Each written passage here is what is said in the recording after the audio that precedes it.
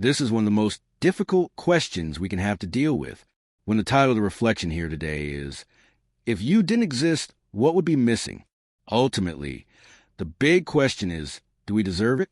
We don't know the full reason for deserving existence, life, this magnificent mystery in which we participate, this life that we share with others and other forms of life.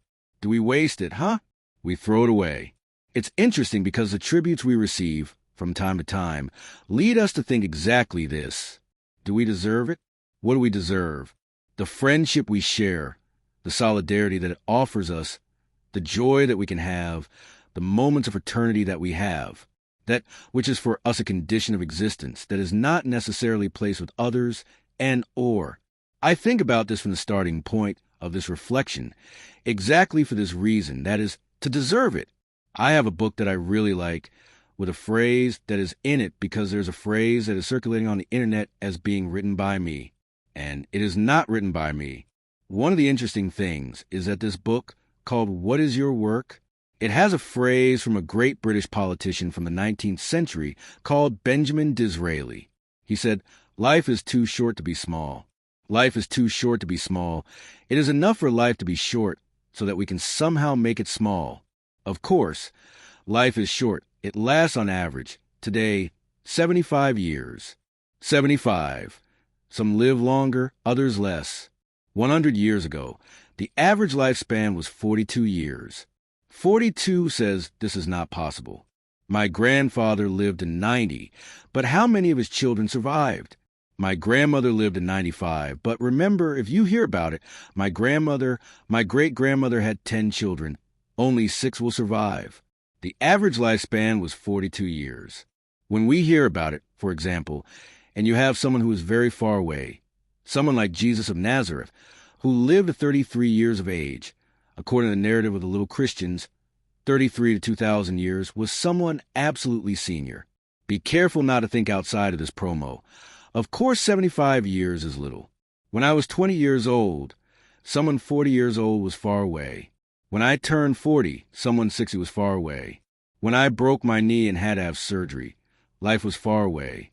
When I turned 60, someone 80 is on my tail. Is it little? It's little, and still with a problem divided into 3 big cycles from 0 to 25. You are assembling your physical and psychic structure related to hormonal reproductive VA net.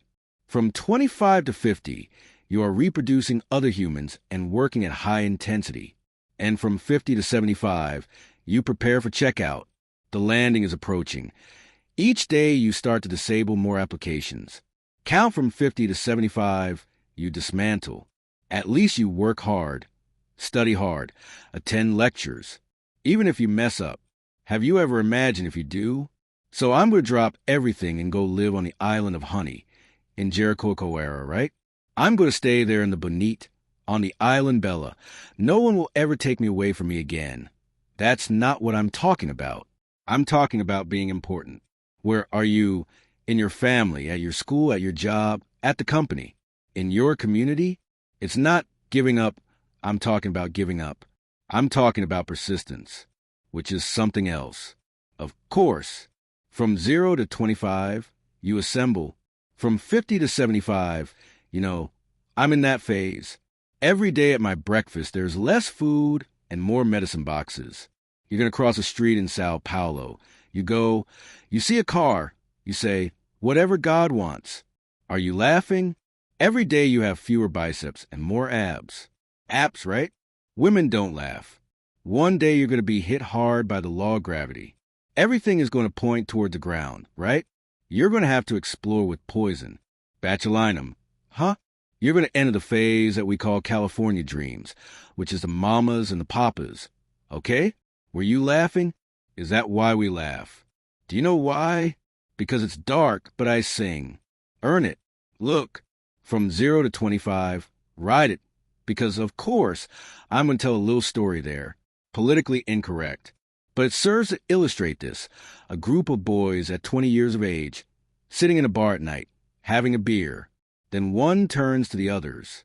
They say something like this, guys, or old man, I met a girl, and only the S 20 years old. At 40 years of age, the same group is sitting. The guy said something like this, "Guys, but I'm at a restaurant." At the table, the same group is there. I want to say, "Guys, but I met a doctor." Go back to the reference in some situations. We have an additional problem. Life lasts on average 75 years, and we are an animal that sleeps too much. People who sleep 8 hours a day sleep too much. That's 1/3 of the day. In a day of 24 and 1/3 of the day, which means that in a life of 75 years, you sleep 25 years. 25 years sleeping. We meet the person on a Monday. Did I say you did on the weekend? No. I took advantage of sleeping straight through. I'm dying to get to the holiday, so I can sleep for 3 days to have it. All in one piece. Congratulations, it's called a rational animal. Have you ever thought about it? We are an animal that sleeps too much. We have a problem. We are an animal that eats too much. We are the only animal, the only one that does something that no other does. We eat without being hungry and without being in heat. This is a characteristic that is unique to us. We are the only animal that nature doesn't give all the orders to. That's why we are free.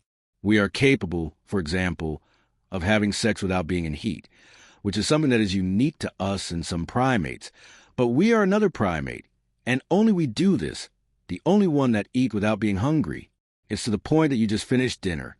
If you pass by and there's a cheese bread, you go and take it. There's a cookie, you go. Someone offers you a peanut, you accept it.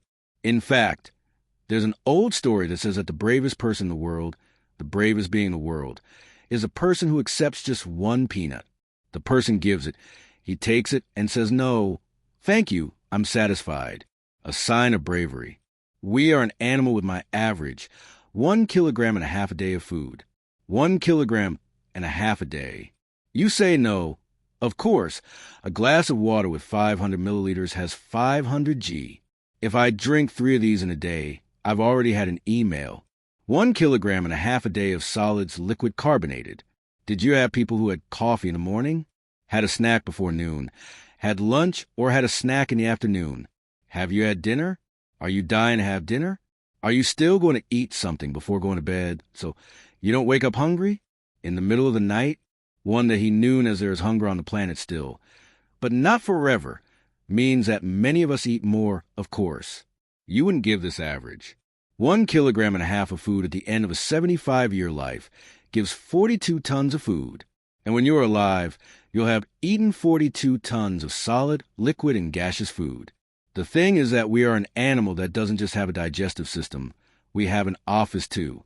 And for the planet not to go off its axis, Lavoisier's law has to prevail. Therefore, each of us also releases 1.5 kilograms of solid, liquid, and gaseous waste daily, which means that at the end of a life, you will have left 42 tons of excrement. When you are gone, the universe will no longer be the same.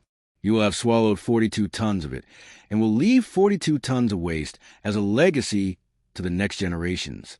What is your work? Do you know that there are people who kill, liquid, humiliate, destroy, just so they can sleep more than necessary, eat more than they need to, and excrete through special toilets? Interesting. The most successful TV programs are those that show people eating, drinking, excreting, locked in places. Comedy watching, discarding. The person says they don't have 1 hour a day. 1 hour a day to watch the moon together, say a prayer, sing, read something, do volunteer work.